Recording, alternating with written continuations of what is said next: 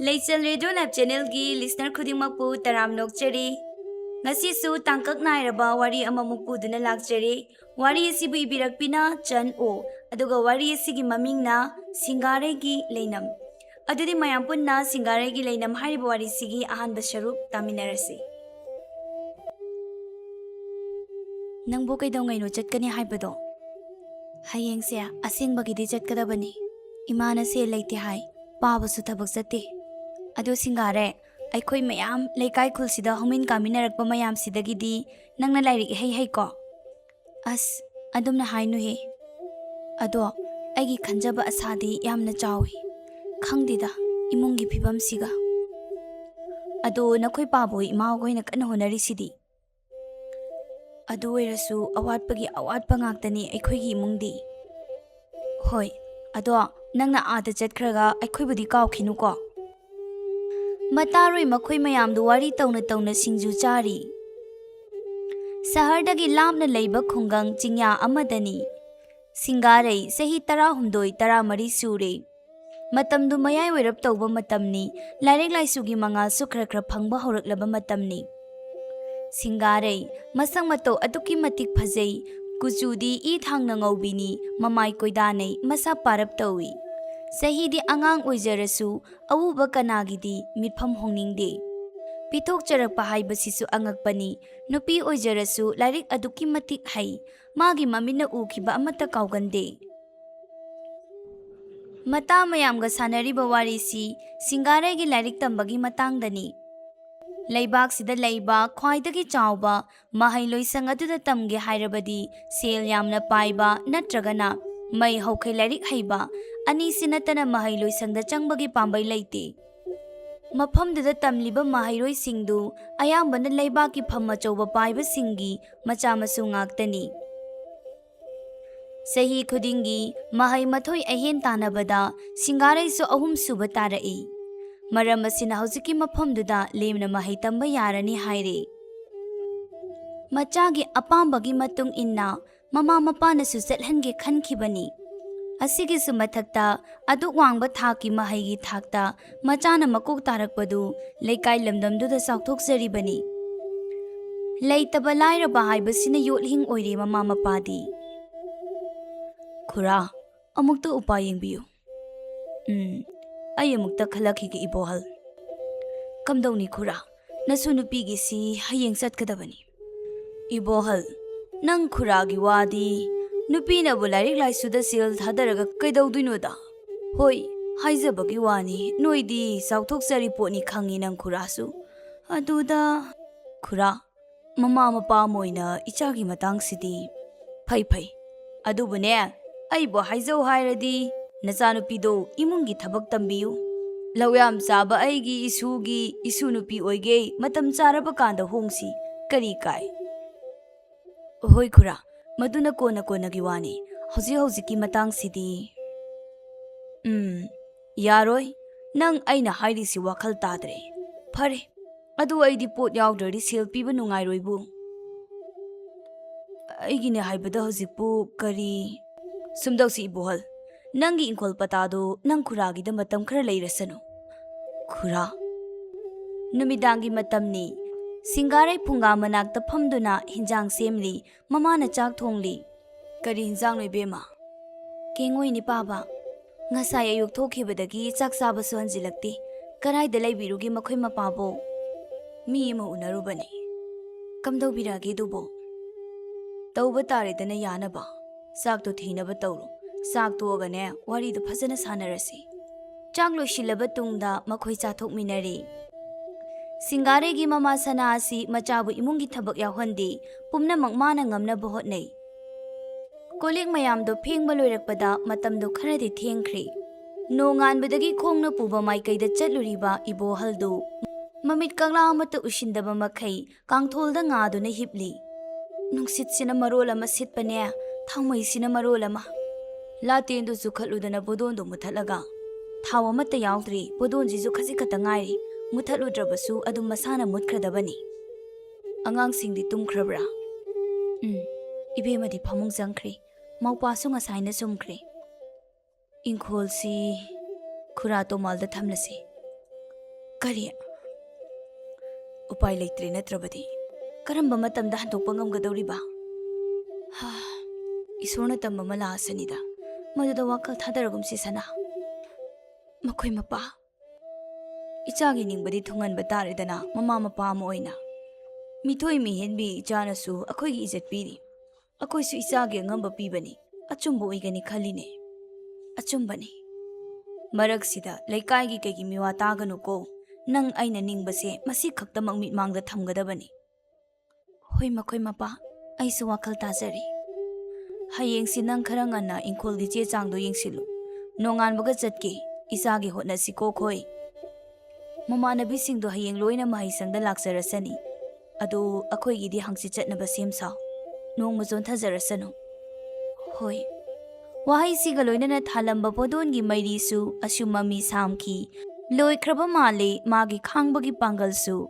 Sanado imungi pochai pumba chawbadagi hauraga macha pikta pi phawba yengi.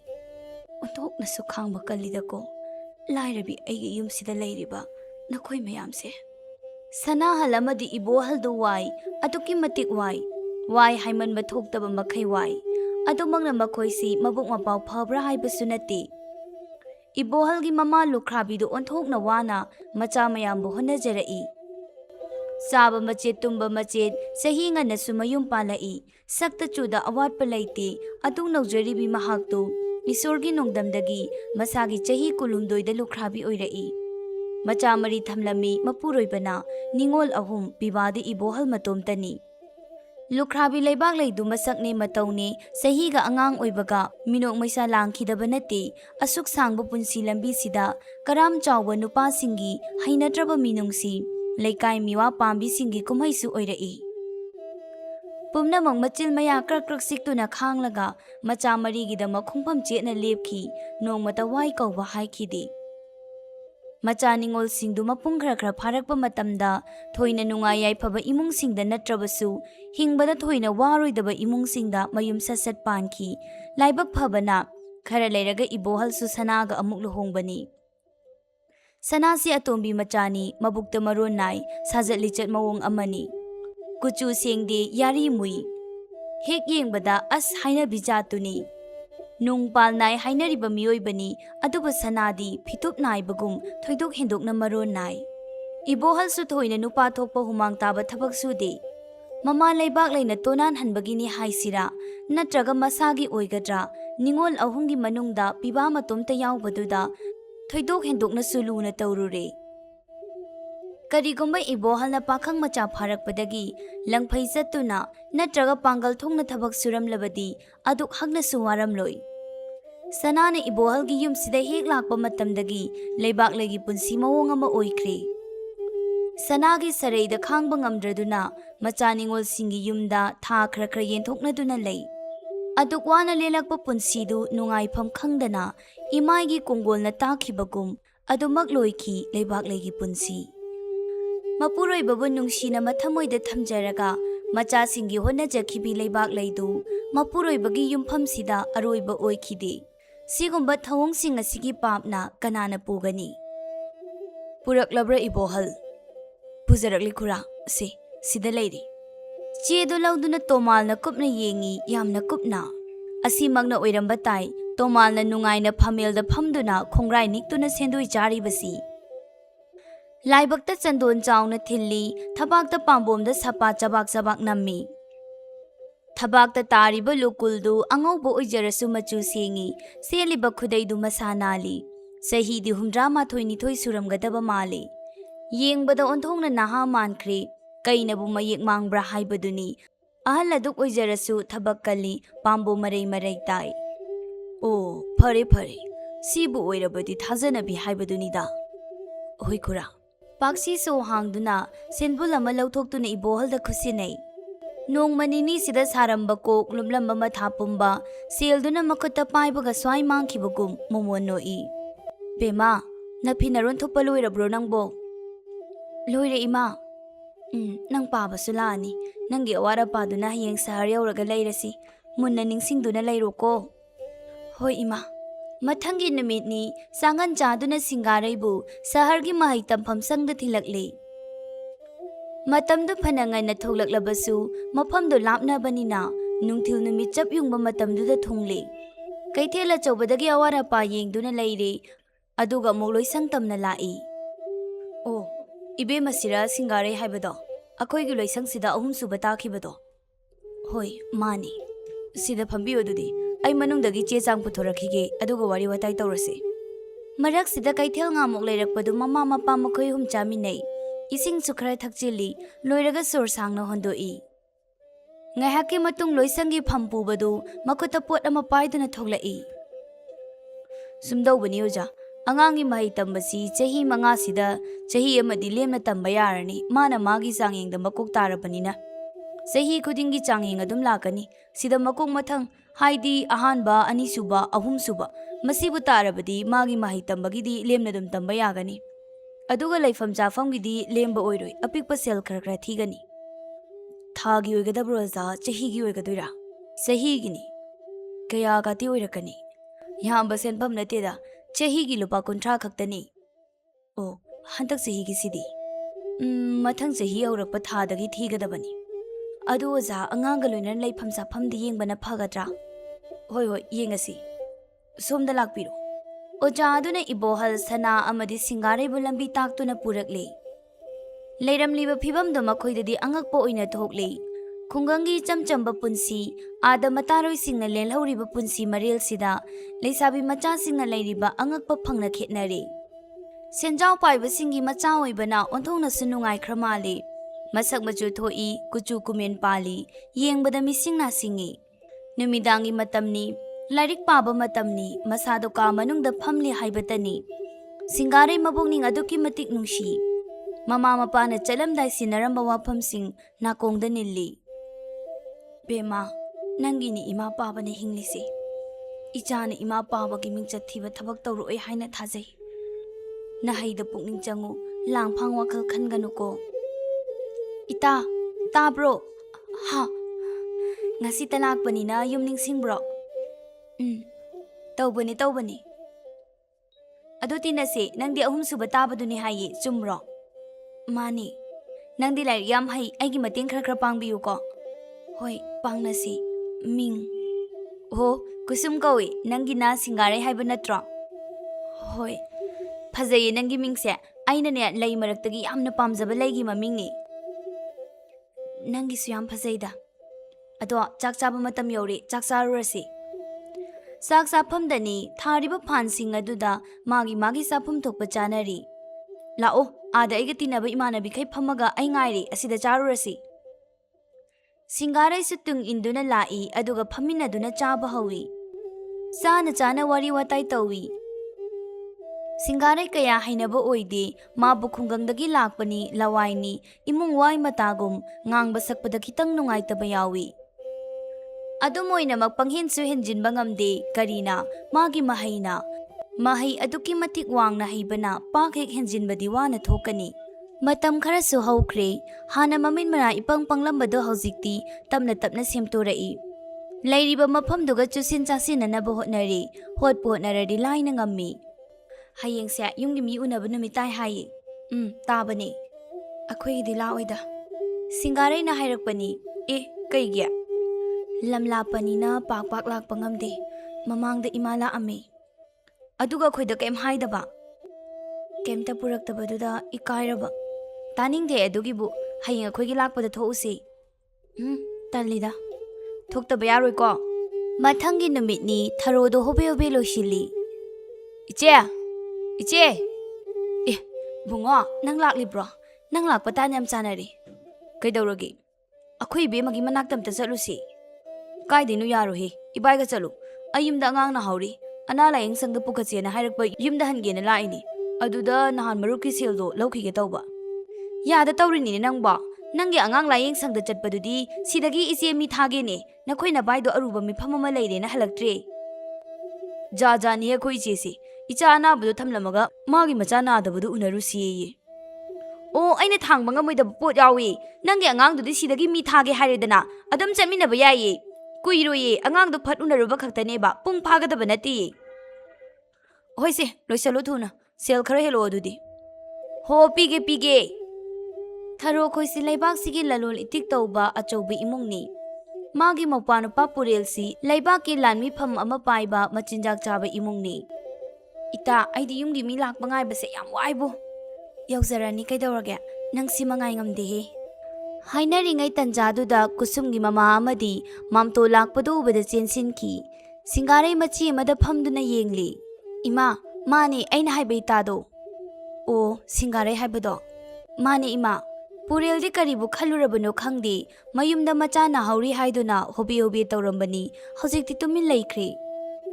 ꯃꯥꯝꯇꯣꯟ, ꯀꯩꯗꯧꯔꯒꯦ? ꯀꯩꯁꯨ ꯇꯧꯗꯦ. ꯃꯪꯉꯒ ꯂꯩꯗꯨꯗꯤ. ꯁꯤꯡꯒꯥꯔꯩ, ꯁꯤꯅ ꯑꯩꯈꯣꯏ ꯃꯥꯝꯇꯣꯟꯅꯤ. ꯑꯩꯈꯣꯏ ꯃꯥꯒꯤ ꯃꯧꯄꯥꯅꯤ. ꯃꯥꯁꯨ ꯂꯩꯉꯥꯛꯀꯤ ꯂꯥꯟꯃꯤꯅꯤꯉꯣ.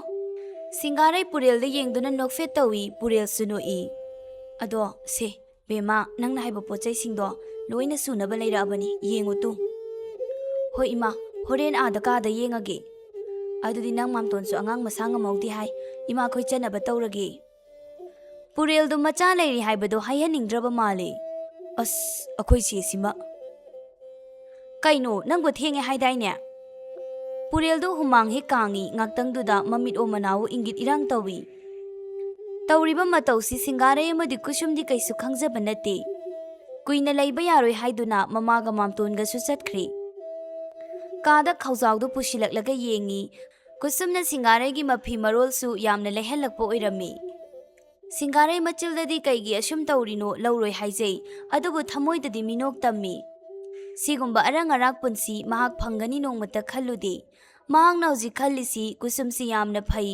ꯃꯥꯒꯤ ꯃꯇꯝ ꯂꯥꯛꯄꯗ ꯑꯩꯁꯨ ꯃꯇꯦꯡ ꯑꯉꯝꯕ ꯄꯥꯡꯒꯦ ꯁꯤꯅꯤ. ꯅꯍꯥꯟ ꯃꯍꯩ ꯂꯣꯏꯁꯪꯗ ꯆꯠꯂꯨꯕ ꯅꯨꯃꯤꯠꯇꯨꯗꯒꯤ ꯄꯨꯔꯦꯜꯗꯤ ꯃꯑꯣꯡ ꯑꯃꯅꯤ. ꯌꯨꯝꯒꯤ ꯅꯨꯄꯤ ꯑꯉꯥꯡꯁꯤ ꯃꯉꯣꯟꯗ ꯌꯦꯡꯅꯤꯡꯉꯛꯇꯕꯒꯨꯝ ꯀꯩꯒꯨꯝ ꯁꯤꯡꯒꯥꯔꯩꯗ ꯃꯃꯤꯠꯇ ꯎꯗꯨꯅ ꯂꯩꯈ꯭ꯔꯦ. ꯅꯣꯡꯃ ꯅꯤꯅꯤ ꯑꯗꯨꯝꯅ ꯋꯥꯅ ꯈꯥꯡꯂꯝꯂꯕ ꯇꯨꯡꯗ ꯃꯆꯦꯒꯤ ꯃꯅꯥꯛꯇ ꯂꯥꯛꯏ, ꯊꯃꯣꯏꯒꯤ ꯅꯤꯡꯉꯥꯏ ꯄꯨꯗꯨꯅ. ꯀꯥꯏ ꯆꯠꯂꯨꯏꯕ ꯅꯪꯅ? ꯁꯤꯗ ꯂꯥꯛꯏꯁꯤꯅꯤ ꯏꯆꯦ. ꯋꯥ ꯑꯝꯇ ꯇꯥꯟꯅꯁꯤ. ꯀꯔꯤ ꯋꯥꯅꯣ? ꯐꯝꯃꯣ, ꯆꯥ ꯂꯣꯜꯂꯛꯀꯦ. ꯌꯥꯔꯅꯤ, ꯋꯥꯔꯤꯗꯨꯗꯪ ꯁꯥꯟꯅꯁꯤ. ꯍꯥꯏꯔꯛꯑꯣ, ꯀꯩꯅꯣ? ꯀꯨꯁꯨꯝꯒ ꯊꯣꯛꯂꯛꯄ ꯑꯉꯥꯡꯗꯣ, ꯁꯤꯡꯒꯥꯔꯩ, ꯃꯥꯗꯣ ꯀꯩ ꯂꯝꯗꯩꯅꯣ? ꯀꯔꯤꯒꯤꯅꯣ ꯏꯕꯨꯡꯉꯣ? ꯅꯪꯒꯤ ꯅꯃꯤꯠ ꯆꯣꯏꯕꯤꯗꯣ ꯅꯆꯥꯒꯨꯝꯕꯤꯗꯨꯗ ꯑꯃꯨꯛ ꯇꯧꯔꯕ꯭ꯔꯣ? ꯑꯁ, ꯑꯩꯈꯣꯏ ꯏꯆꯦꯁꯤꯗꯤ. ꯌꯨꯝꯕꯨꯗꯤ ꯈꯨꯡꯒꯪꯗꯒꯤꯅꯤ. ꯌꯥꯝ ꯋꯥꯕ ꯏꯃꯨꯡꯅꯤ. ꯃꯍꯩ ꯍꯩꯕꯒꯤꯅꯦ ꯂꯦꯝꯅ ꯇꯝꯕ ꯐꯪꯖꯕꯅꯦ. ꯏꯃꯨꯡ ꯋꯥꯕ? ꯍꯣꯏꯅꯦ. ꯑꯩ ꯃꯥꯕꯨ ꯌꯥꯝ ꯄꯥꯝꯖꯔꯨꯔꯦ. ꯏꯕꯨꯡꯉꯣ, ꯏꯃꯨꯡ ꯀꯥꯏꯅꯕ ꯋꯥꯈꯜꯗꯣ ꯈꯜꯂꯛꯀꯅꯨꯀꯣ. ꯏꯆꯦ, ꯅꯧꯄꯥꯒꯤꯁꯤ ꯃꯇꯦꯡ ꯑꯝꯇ ꯄꯥꯡꯕꯤꯌꯨ. ꯌꯨꯝꯗ ꯂꯩꯔꯤꯕꯗꯣ ꯑꯔꯥꯏꯕ ꯅꯠꯇꯦꯀꯣ. ꯁꯞꯇ꯭ꯔ ꯃꯑꯣꯡ ꯑꯃꯅꯤ. ꯅꯪ ꯋꯥꯈꯜ ꯃꯨꯟꯅ ꯈꯟꯖꯧ. ꯃꯥ ꯈꯪꯍꯜꯂꯣꯏꯌꯦ. ꯑꯗꯨꯕꯨ ꯀꯔꯝꯅ ꯑꯣꯏꯊꯣꯛꯀꯗꯧꯔꯤꯕꯅꯣ ꯏꯕꯨꯡꯉꯣ? ꯌꯥꯅꯤ ꯏꯆꯦ. ꯏꯕꯨꯡꯉꯣ, ꯅꯪ ꯋꯥꯈꯜ ꯑꯝꯇ ꯈꯜꯂꯛꯈꯣ. ꯄꯨꯔꯦꯜꯗꯣ ꯃꯆꯦꯅ ꯇꯥꯟꯊꯣꯔꯛꯂꯤ. ꯅꯣꯡ ꯅꯤꯅꯤ ꯋꯥꯈꯜ ꯈꯜꯂꯨꯆꯣ ꯍꯥꯏꯅ. ꯃꯃꯥ, ꯁꯤꯒꯤ ꯄꯣꯠꯆꯩꯁꯤ ꯌꯣꯜꯂꯒꯅ ꯀꯌꯥꯝ ꯌꯥꯝꯅ ꯁꯦꯜ ꯐꯪꯒꯗꯧꯔꯤꯕ? ꯃꯊꯪ ꯏꯆꯥ ꯎꯅꯕ ꯆꯠꯄꯒꯤ ꯀꯣꯟꯅꯒꯗꯧꯔꯤꯕ꯭ꯔꯥ? ꯀꯣꯟꯅꯕꯁꯨ ꯌꯥꯏꯅ ꯃꯄꯥ. ꯏꯆꯥꯗꯨ ꯎꯅꯤꯡꯉꯤꯅꯦ. ꯃꯁꯨꯡ ꯃꯃꯥꯟꯅꯕꯤꯁꯤꯡꯅ ꯃꯥꯒꯤ ꯃꯃꯥ ꯃꯄꯥ ꯂꯥꯛꯄ ꯎꯔꯒ ꯏꯆꯥꯗꯨꯅ ꯇꯨꯐꯛ ꯇꯨꯐꯥꯏ ꯆꯟ ꯇꯧꯔꯝꯒꯗꯕꯗꯣ ꯈꯜꯂꯨꯕꯗ ꯋꯥꯈꯜꯁꯤ ꯄꯣꯊꯥꯐꯝ ꯈꯪꯗꯦ.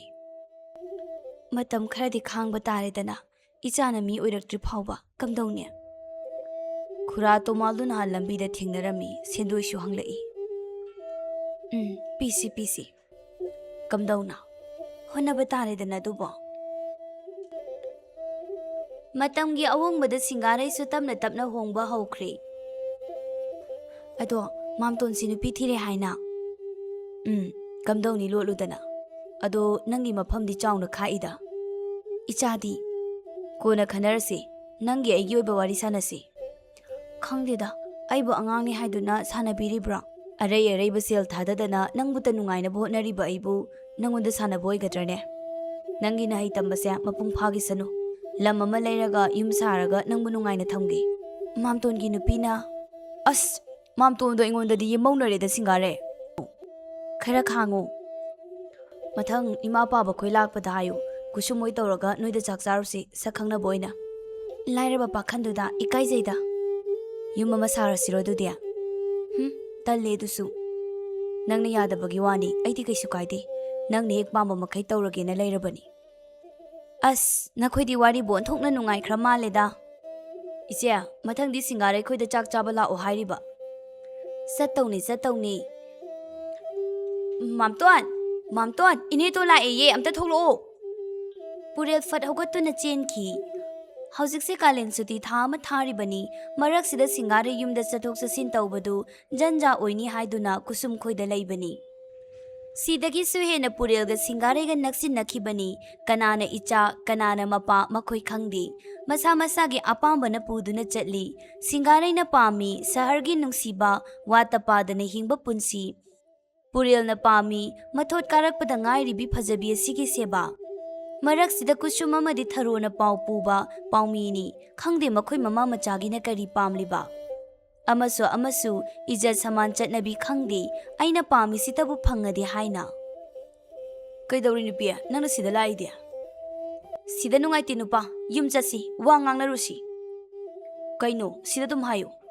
Haiba yadabagini, aina nangi khonguli raise. Nupiya, nangi isau sidi. Karamba nupida isau langudino, nangi maong sida. Hensu hemanba ma yaure. Haujikti chalo, hore nungdang phajana khanarasi. Hai, noibu karino ne, tamna ngangna wo. Itai inaugi yumbalda khabai khara sariba mi singsisu papti soidana phangni ko. Aina hairo yauna haidabane. Sauna chatkhi lembidu, tharosu masagi asoibadi he khangraduna maupada hairai.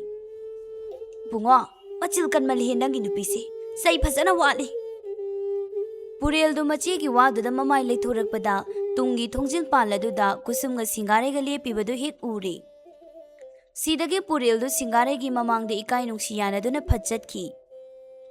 Kui haude nongnini matungda pau tarakhi purelgi nupi lembidu khainare machani puraga mapamda chatkre.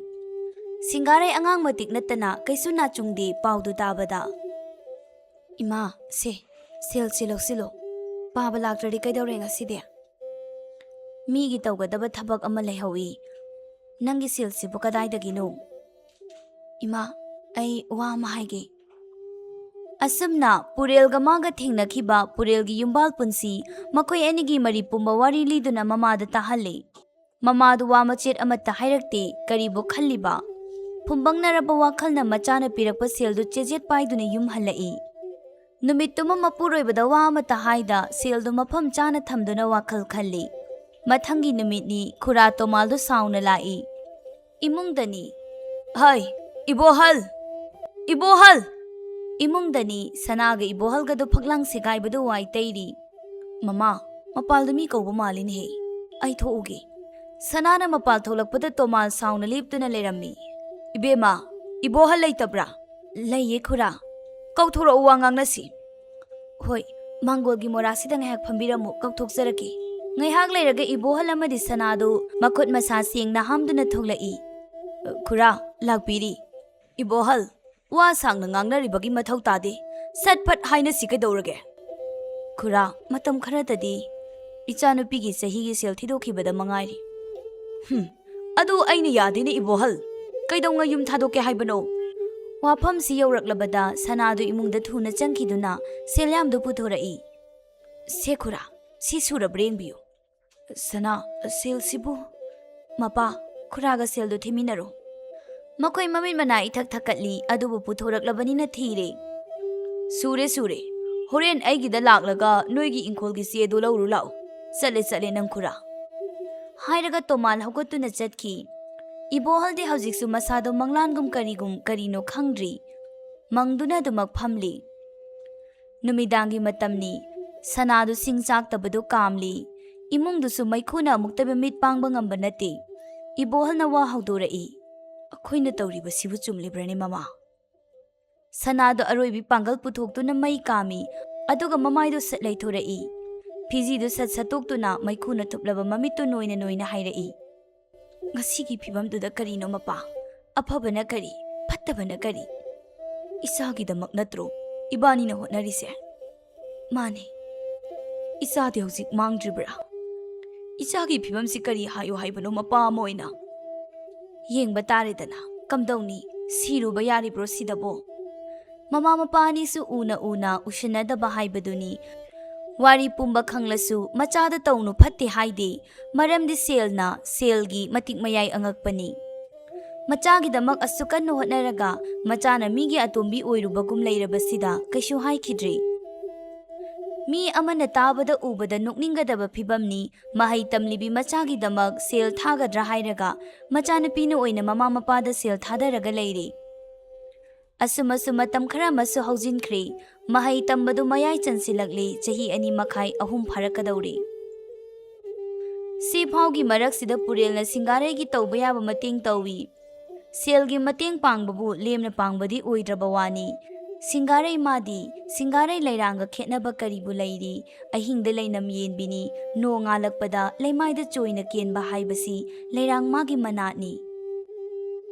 Mamton imadi laktrabo kari tawi haibano ai thuna chela abani ise gam tahuramdri ngarang masa nungai te hairambani aduga ngasidi hekta lengba thinba tawi haidana phre hairi ana laying sangda pukrabo pukri oja singa loinana o adudi nang sulao ise hauraga akoyum chatlasi moi agi mama mapadadi pau pikrabo pidri ana laying sang yaukhibada leiramliba amaiba singduna hairi sidi ekhoina ngamlaroi miramda puro wafam si ibohalga sanaga gi makokte yaikre purelna ahal singbu themjinbiduna hairei ima baba SING-GAREIGI changadaba pumba aina puthokjagi upai leite machagi thawai kaningba kaubanina hoi haina yathokle ana layeng sangdagi putharakpadu purelgi tongana saduna thamliba yum machaduda makhoigi imung manung lehalli nupa ama oina mapa ama oina macha amadi magi nupigi sajatawa amata ngangdi ibohal yengduna lei sel thumna kayam sangadoribano ibungo aikoina lairabo oibana ichagi hotnabasu ngamde ima adugidi aina loini yanabasilagi kaisu wabiruno SING-GAREI bu seba tawbiyu nongnini gi matung sel thumgi phibam yenglaga mapalamda pukri chatpasu purelga adum chatminakhi Ita Petrua, SING-GAREIGI pau mata bro. Kai pau no ita. A saharda akhoi mari mata amalai bado aduna hairakpani. Atombi oire haibra kainom hayi. Kaino haisibo. Adugi amna masak phajaba adu amna riklai shuaiba mana kari watana tombi oiriba. Khangdi bema nupaduna magi yumga tongana saraga thamme haibra kaino. Yumduda ipal ibohalga imal sanaga sulai hayi. Hoine adubudia.